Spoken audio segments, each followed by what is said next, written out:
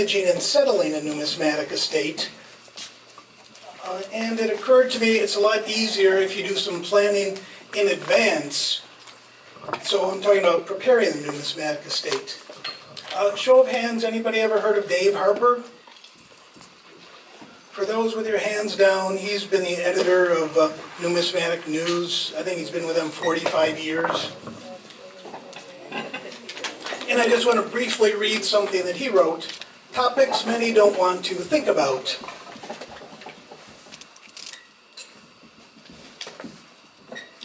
Benjamin Franklin said the only thing certain are death and taxes. Coin collectors are notoriously adverse for thinking about either. How many heirs have contacted me over the years after the passing of a loved one? Too many. They don't know the value of the coins that they have inherited. They simply don't know how to sell them. They simply don't know what to do about them. They reach out to me, a stranger, to give them a hand. This is bad planning on the part of the collector. There have been stories floating around the business for years about rare coins that were cleaned to make them worth more, or serious collections sold for a song, even stories of widows dropping pieces in church collection plates 1 week at a time. There is no way to confirm many of them, but there are enough of them to warn today's collectors to make arrangements while there's still time. Well, we still have time. Got one other quick one here. This is from last month's PCGS Price Guide, the Rare Coin Market Report, entitled, You Can't Take It With You. Elizabeth was left with a gargantuan task when her bachelor brother died and left her real estate, a thriving business, and a substantial coin collection. She had no interest or knowledge of rare coins, but decided to take a 1925 $20 St. Gaudens to a local establishment, displaying a large neon sign which proclaimed, We buy gold, highest prices paid. Yeah. At the time, the price of gold was just over $900 per ounce, and she was offered $1,000. Nice. Is that all for a coin this old and pretty, she asked. That's top dollar, and we buy these all day, replied the genteel counterman. While the offer sounded somewhat reasonable, her instincts told her to reject the offer and do some homework. Through the internet, she contacted another professional and requested an appraisal, and was told that the coin should be certified and graded, and suggested that it be consigned to that dealer in order to find a buyer. The coin returned graded MS63, and due to the little S above the date, she netted over $13,000. Elizabeth was lucky. Over my 40-plus years as a professional numismatist, this is written by Don Ketterling, if anyone's heard of him, I've seen more than my share of numismatic disasters. Most often heard are thefts, improper cleaning by well-meaning heirs, or little Johnny deciding he needed some spending money and found Dad's collection, which he liberally dispersed around town.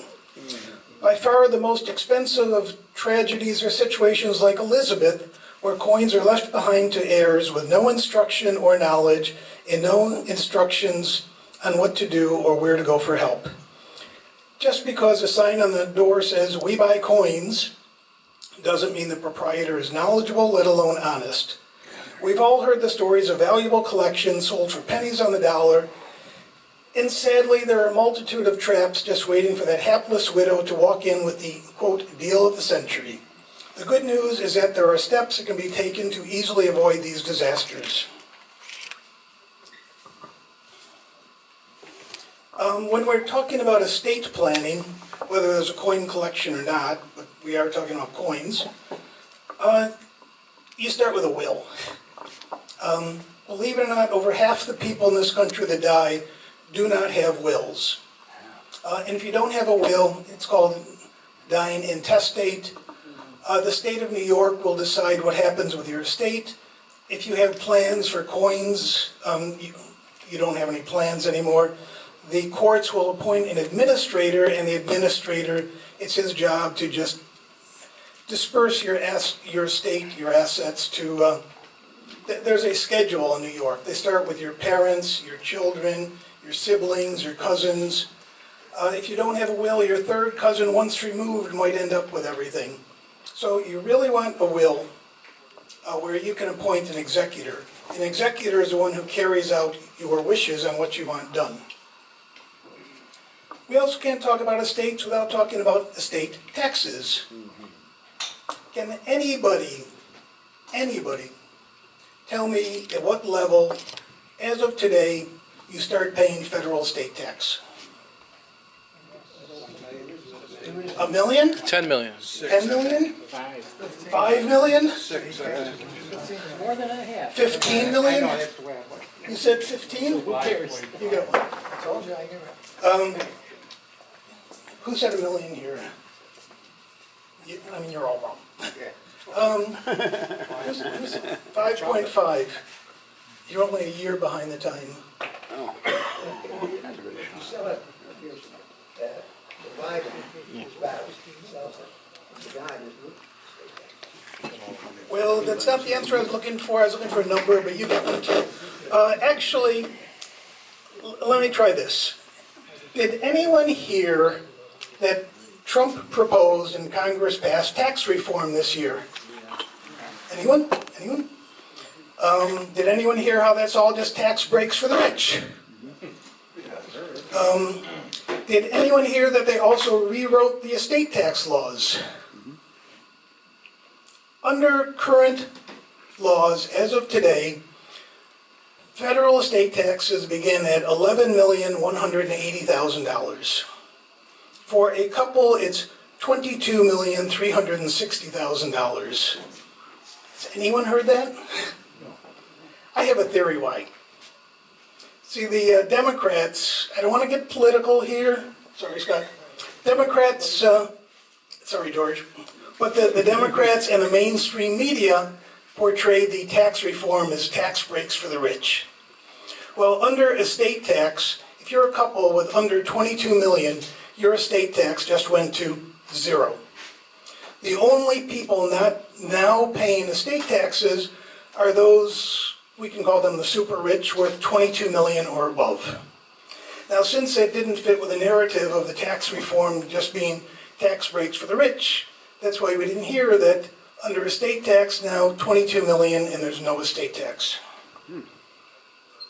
Now, as recently as 2000, you hit a taxable estate at $675,000.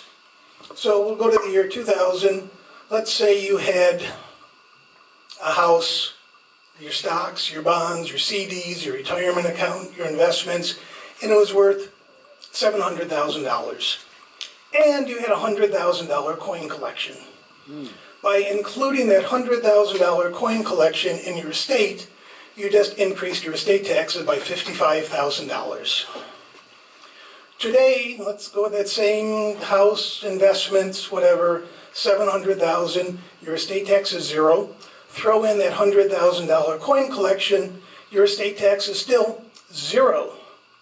So while in the past, there may have been an incentive to try to forget that you had a coin collection, now there's actually an incentive to include your coin collection, assuming you're under the $22 million. And the reason for doing that is that you get what's called a step up in basis. So if you had coins, let's say you bought them back in the 60s, coin or coins for $1,000, and it's now worth $10,000, you put it in your estate, you declare it, your estate tax increases by 0, but your beneficiaries get that step up in basis to $10,000. What that means is they get the coin, they turn around, they sell it, there's no capital gain tax. Right now, if you sell a coin during your lifetime, there's the non-preferential capital gains rate, which Ira pointed out to me last year. So if you've got that $10,000 coin that you bought $1,000 on, paid $1,000 on, that could cost you like $2,000 or $3,000 in taxes. But again, as long as your estate's under that 11 million for one or 22 million for two, you do now want to include your collection in your estate. Along with your will, something that you want to do is leave instructions to your executor. For example, you want to tell your executor where your coins are. Oh.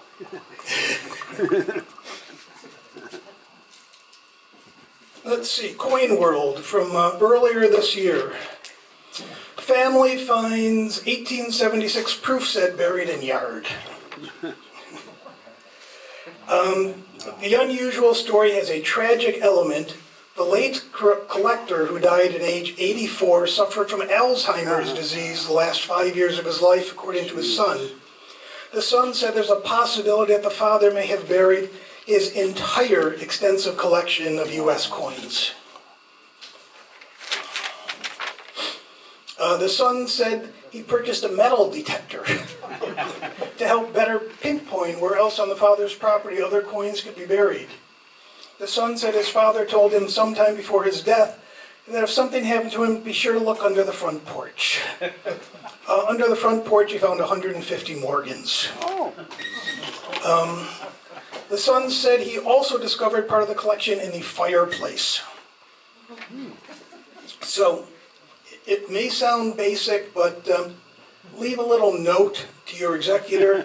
I have a safe deposit box at this bank. Here's the box number, here's the address, here's where the key is. Or I keep my coins in my safe at home. Here's the combination, save them having to get a locksmith in there. Or I have them hidden under the loose floorboard in the closet. Or I buried it 3 feet north of the oak tree in the backyard. But, it may sound simple, but, leave that instruction to the executor just where your coins are. Also, you're going to need an appraisal for estate tax purposes, even though there's zero estate tax. Leave the name of an appraiser that you might want used. Remember, you've been doing this for 30, 40, 50 years. You know more than your beneficiaries about this. And then your preferred method of distribution. If there's certain people that you want to get certain coins, you can take care of that with your will. If people would rather have the money than the coins, then you might want to list the name of a dealer to go to, and whether that dealer would be a better one to just buy the collection outright, or take it on consignment, or maybe there's an auction house you want to use. But it's just going to make things a lot simpler if you leave some instructions behind. Just put it in a letter form. Most people have their wills held by their attorney in a will safe. Just stick the letter with your will. Another thing you might want to do that will make it easier to settle the estate, whether the coins are sold or passed out, is an inventory. Now there's software programs you can buy for under $100 where you can inventory all your coins. If you don't feel that comfortable with a computer, maybe you just want to do Excel spreadsheets. Maybe you have a ledger book you put everything in. Maybe you put them on 3x5 cards. But it's going to be a lot simpler for your executor if he or she knows exactly what's involved.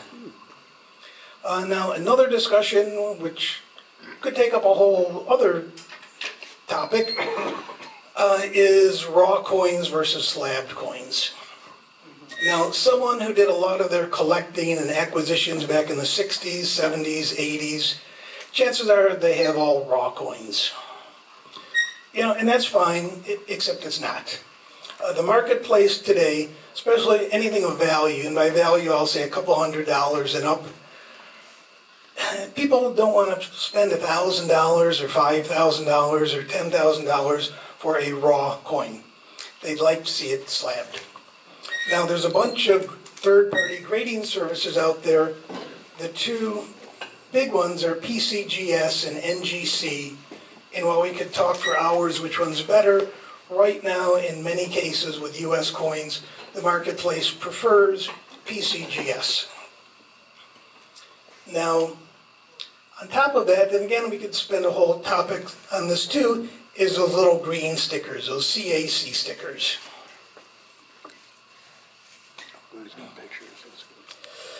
Let's see, this is from Coin Week. CAC coins bring premiums in October. These are all recent, and I've got a bunch here, I'll only give you a couple. 1924 St. Gaudens 20 and MS 66.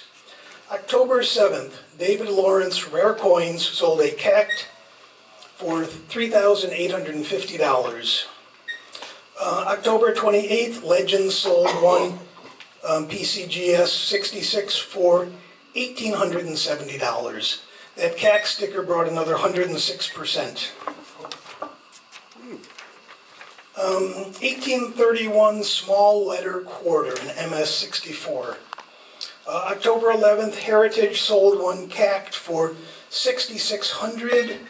In December, Heritage sold one without a CAC for $4,080, a difference of 62%. 1887 $1 gold piece MS-67. October 12th, Heritage sold one with a CAC sticker for $4,560. At the ANA convention, Stax Bowers sold one same grade, no CAC sticker, $2,160, a difference of 111%. Now, do you have to take your coins and send them in for grading and then for certification? Reminds me of that patient of Dr. Vecchiaretti's who said, "Doctor, do I need to floss all my teeth?" And Dr. Vecchiaretti told him, "Of course not. Just the ones you want to keep." So do you have to send your coins in for grading and certification? Of course not. Just the ones you want your beneficiaries to get top dollar for. And if you've never graded coins, and then as far as the grading or the certification, CAC will only certify PCGS or NGC. They will not certify the other grading services. So you might want to start with 10 coins. Take your 10 best coins, send them into PCGS or NGC. See how they come back. You know, when people were collecting back in the 70s and 60s and 80s, there was like one grade called uncirculated. Today there's 11 grades called mint state. And it's possible that that collector never really learned to tell the difference between an MS-63 and an MS-64, which could be thousands of dollars. So rather than end up like Elizabeth trying to sell raw coins, I think your beneficiaries are going to be much better off if they're trying to sell slabbed CAC coins. Now, also some auction houses will not take raw coins. Some dealers will not take raw coins.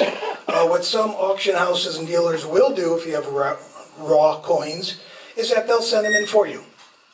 But that's going to take time. That's going to take extra money. You know, why not start now to sort of get a handle on what you have? Now, I want to leave everyone with kind of a pleasant image here. It's at some point in the future, and it's the funeral of one of these club members. I won't say who's next. And it's an open casket. And as people are walking by, they start whispering and talking and pointing. And when you get up there, you see he's laying there and he's surrounded by coins. And you say to the funeral director, "What's going on?" He said, "Well, he really didn't care if his family got the full value of his collection or not, so just decided to take half of it with you." If you're not doing some basic, simple preparation, you might as well just have them put the coins in the casket, because people are not going to get full value for doing that. At this point, I'm open to any questions. George? I just wanted to make an additional comment about tactics. You mentioned how you can make it easier on your heirs. Yep. There's one other thing you can do with regard to state taxes. If you create a revocable trust, I don't know what the limit is now, but when I did it, it was $20,000. If you create a revocable trust and you put your assets in that trust, like I have my house, my car, everything I own, pretty much, in that trust, if what's remaining that's not in that trust is less than $20,000, or that number may have moved in the last few years, if it's less than that, you don't have to probate your estate for the state, for New York State. Yep. Thank you, George. Let me just say for the record, I'm an investment professional. I give investment advice for a living. I do not give estate planning advice. I do not give tax advice. So if you're going to be doing anything, you should see your attorney. or see your accountant before doing anything, because they have this year, even though nobody heard it, rewritten all the estate tax rules. One thing, I guess a couple of my cards must have stuck together here. The club has a collection approaching 5,000 pieces, which have been mostly donated. If you're planning on leaving the club something under your will, don't. Again, let's go with that person, assuming you have less than 22 million or 11 million for an individual. There used to be a tax advantage for doing it, but now if you leave the club, let's say $10,000 under your will, that reduces your estate tax by 0. Oh. Whereas if you give the club that $10,000 during your lifetime, depending on your tax bracket, that might save you $2,000, $3,000 in taxes, and you're around to enjoy it. In the past, it might have made sense in some situations to leave something under a will, but now, and again, I'm assuming that most of the people here are under $22 million. Was it? So, with the change in the estate tax laws, you might want to speak to your attorney about that. And again, there's just some simple basic things that everyone can do to not end up like Elizabeth, who almost got ripped off $1,000 for a $13,000 coin. And I also failed to mention, it didn't say in the article whether they sent that into CAC or not, whether it didn't get CAC'd or not. But in the gray sheet, that 25S St. Gaudens MS63 goes for $17,500. So maybe she was happy to get the $13,000, but she might have left another $4,000 or $5,000 on the table by not sending it in to see if it could get CAC'd. Any other